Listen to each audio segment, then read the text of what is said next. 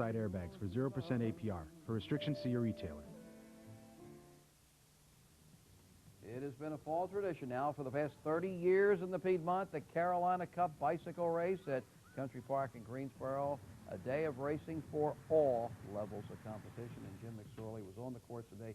Jimmy, a beautiful day for racing. I know you love the two-wheel kind of racing. That's right, and I like riding around Country Park in Greensboro and Battleground Park. We got a lot of great tracks here. And it's really a sport where you can take family and friends out, no matter what your age. And that's one of the unique aspects of cycling, is that no matter what age, families and friends can go together and participate in cycling. So forgive me if I sound like the ringmaster at a circus. Ladies and gentlemen, children of all ages, here's a great show in Greensboro today. 14 races make up the Carolina Cup, $8,000 up for grabs, along with other prizes like weekend getaway.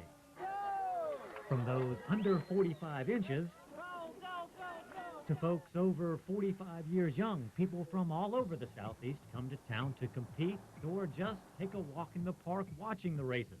In the first women's race of the day, Winston-Salem's Beverly Robinson won enough money to, well, maybe buy a new helmet. But cycling's a sport where winning truly isn't everything.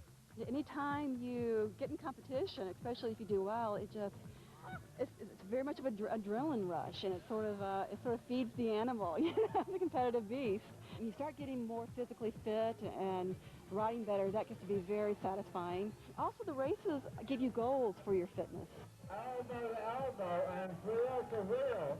The main event, the Carolina Cup, featured pro-class riders in a 40-lap, 64-mile race. Now these guys are serious cyclers, making the sport a science lesson in biology, physics, and anatomy. I really concentrate on my breathing to get all the oxygen to my muscles as possible, so when I go for that final sprint, I'll have as much oxygen available to my muscles to have a really fast burst to the finish line.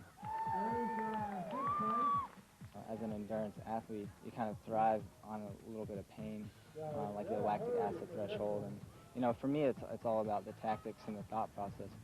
Greensboro's Andrew Crater, the hometown favorite, was dueling for the lead with Australian Jeff Hopkins as they rounded turtle turn on the last lap.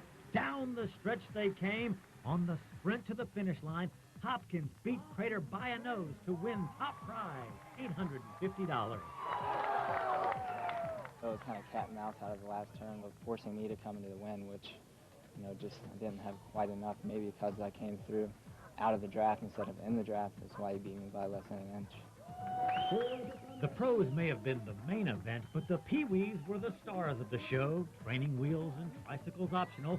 Even big wheels keep on turning. Special Olympians from High Point stole the show and the hearts of those watching. Most of us has been together since about 12 years, yeah. Some of us, we get new people that comes in, and so the new people we try to bring in and teach them different techniques, and we get pretty close, and then we always love for new people to join us and to see what we can do.